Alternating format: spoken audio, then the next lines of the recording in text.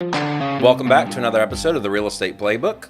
I'm your host, Joe LoCicero, and with me is Alison Bresciani. Alison, how you doing today? I'm good. How are you? Excellent, excellent. So, what do we got today?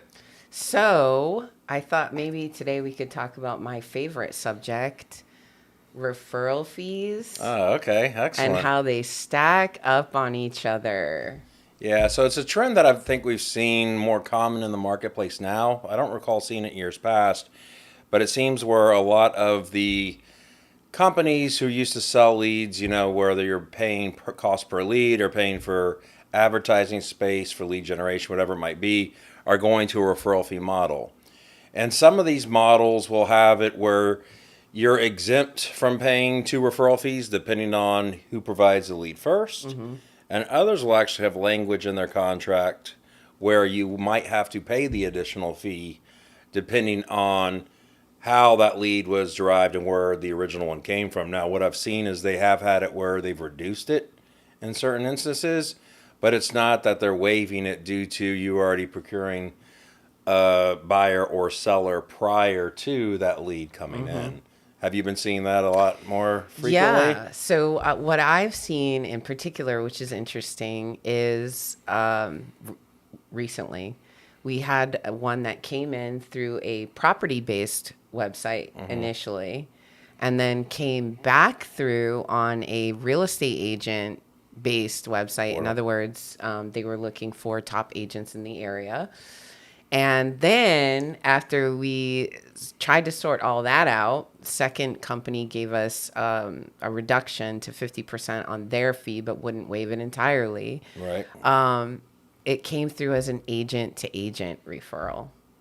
Interesting. So my first question, because I've seen it more common on the first part, property based to agent based, and where my head initially goes is, all right, it came property based to get connected with an agent. If you're going to a referral site where you're specifically looking for agents to work with in the area, it sounds like maybe the first agent didn't show enough value to kind of keep that client. Are you noticing that when they're coming in on the second referral site, if it's an agent based referral site over a property based referral site, that they're going with a different agent, or are they sticking with the same agent for the most part? Typically, on that second referral, when it's the agent based, they're looking for another agent, and we know that. So, in this particular situation, they were moved to another agent. In this case, it seems that the customer was not happy with the second agent and went to an agent that they knew in the community, who then referred them to another one of our agents, and it was a third referral fee on top of the first two, agent to agent. So, of course, at that point, And it makes it tough, right? Because I could see, if you're working with a buyer or a seller and you have a relationship, obviously you never want to pay multiple referral fees, right? right. It's the initial referral. What was the reason that you were provided the opportunity to work with that person? However, in this case, and I don't want to say I side with the company by any means, but I mean, three different referrals to the same brokerage, but three different agents the person's working with seems to be a little disconnect. And I think it provides a training opportunity for agents where if agent one, who got the property based one, would have done a good job, it probably stops there. If agent Right. two would have done probably a good job, it would have stopped there. But when they're unhappy with both, they go somewhere else. It's just fortunate enough that, we have the brand recognition and, the reviews have been doing it a while in the area where, agents refer us business as well. Right. So it's a unique opportunity where all three times it came to the under one roof. Typically those are going out to different brokerages. You never hear about it again.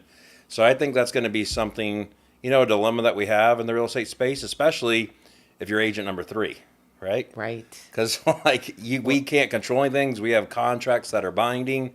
But on the flip side, I think that's going to be something where brokers take some of that on the chin, because it's hard to punish another agent for lack of skill or lack of value that other agents were bringing into the marketplace.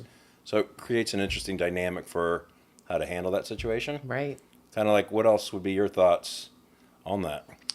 Well, I mean, we've had a lot of situations like this come up lately just because of the size of our database. Yeah. I would say the biggest takeaway is give your customers the best experience and they won't look for another agent. Agreed. Always, that should be real estate 101. Yes. The other thing that I see, unfortunately, is a lack of follow up, which I think we all know that's, not every agent's strong suit. But we'll see some activity. We'll even get some alerts that someone is active on a website or clicking here or there, opening an email, and the agent's not paying attention. And the consumer continues to click and goes to another website Yeah. where they then come back through as a referral Absolutely. again. So it's giving the customer the best experience, even those that you may not be actively out showing in your car or weren't able to connect with yet on a real level. Continuing to monitor their activity when you can, if you have the systems to do so, and staying on top of your database, I think, are just pivotal in order to avoid this type of situation happening. Yeah, and I completely agree. What I'm going to sum up you kind of stating what I think I heard is, one, making sure that you are providing value to the client. You are staying, not only providing value, but staying in communication with them if it is more of a long-term nurture and staying in constant contact where you just don't let them go and they end up going to a different portal. And then, unfortunately, you have to realize as an agent that, with the Amazon effect, we're an immediate gratification society. Right.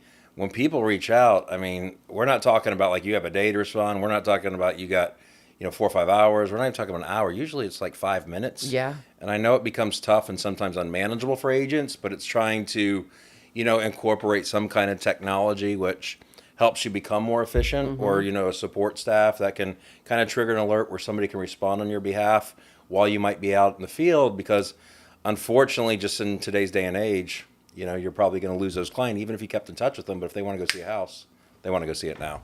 100%. So, yeah, I think it's just something that we're going to deal with, and you're going to see more of it in the real estate space, especially where we're headed with referral fees, and especially as people, expect quicker answers and more on demand. So, I think it's just how you can build your business as an agent, where you can make it, where you can kind of provide that level of service, but also in a way where you're realistic. Obviously, you can't answer everybody within 5 minutes, so it's just being aware of that, and then figuring out how to optimize your business, so that way you're best equipped to handle the sometimes unrealistic expectations of the consumer, and then also be able to kind of mitigate those multiple referral fees that you might start to come through brokerage, because I don't think we've ever seen it in years past, but maybe onesie twosies Right. before. And But I mean, we're getting like 3 to 5 this month, so Yes. it's definitely becoming more frequent. Yep. That's for sure. Well, thank you for tuning in to another episode of the Real Estate Playbook, and we look forward to catching you next week. Take care.